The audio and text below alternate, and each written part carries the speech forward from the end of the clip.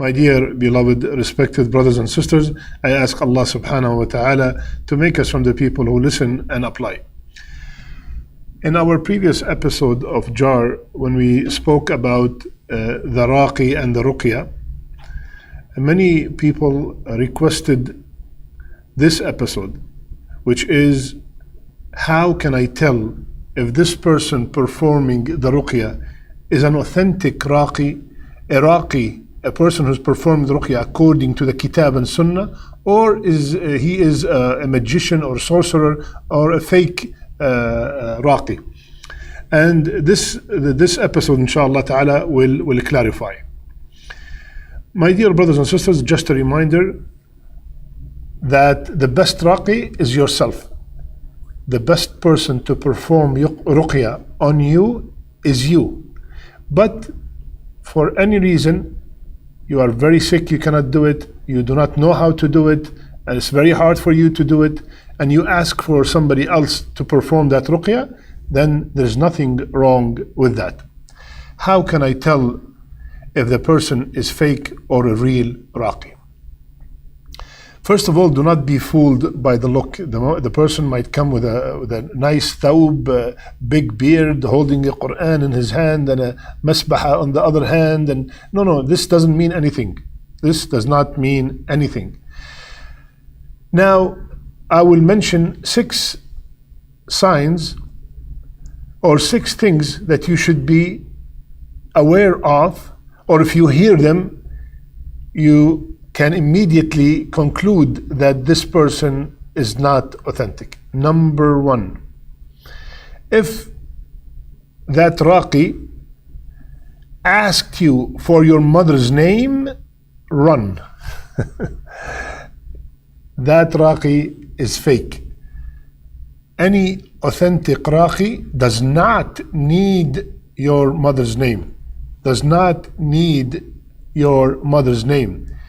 He is here to recite some Quran ayat that are specifically for evil eye or for black magic or for anything. He's there to do that. And some ad'iyah, some dua from the authentic sunnah. Anyone who asks for your mother's name, that means he is a magician. It is the jinn that asked him for your mother's name, and he cannot perform or get help from the jinn without getting the mother's name.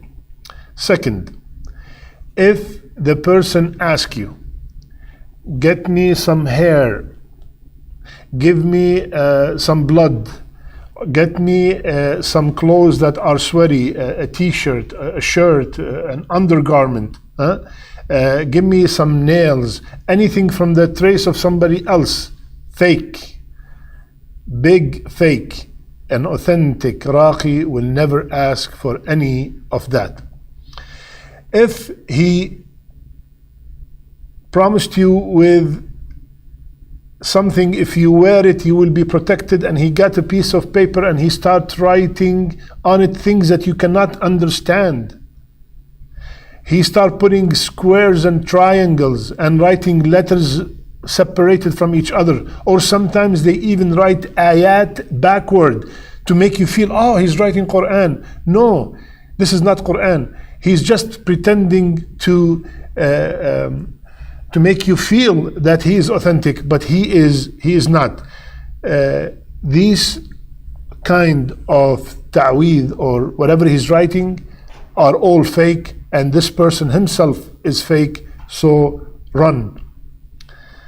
Number 4, if they ask you to do weird things, slaughter a black chicken at 3 a.m. under a certain tree on a certain date, carry some dirt and spread it next to something else, hide things in far places, put this and dig a hole in the garden and put it under there. All that stuff, any authentic raqi will never ask for.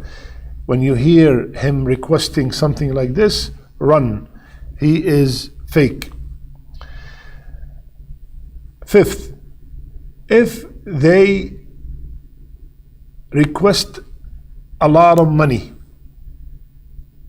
then leave them. Usually the righteous raqis, they do the service either for free, or if you give them a gift at the end, a hadiyah, they would take it and thank you. But those fake raqis, they ask for money, and a large amount of money. They take advantage of the situation. And sometimes they reach a level that they will tell you that I will not continue until you give me more money. That is a major sign to run. He is fake or she is fake. Okay? 6, if they instruct you to isolate yourself in a dark room for a certain amount of days, if they ask you to stay without shower for most of the time, they say 40 days or any amount of days, do not let the water touch you, stay in places that are filthy, all that stuff are major flags. This is not Iraqi. Run. So, my brothers and sisters, we have mentioned 6 signs that indicate that this person is fake. Please make sure you do your homework before you request a rukya from anyone, and ask somebody who had a good experience with a raqi, and use the same person. That will help a lot.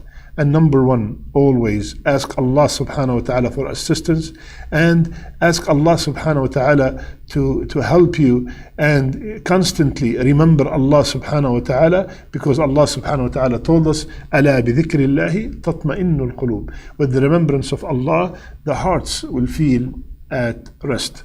May Allah subhanahu wa ta'ala protect us from all the shayateen of jinn and ins. May Allah subhanahu wa ta'ala protect our children. May Allah subhanahu wa ta'ala protect our parents. May Allah surround our children with righteous people.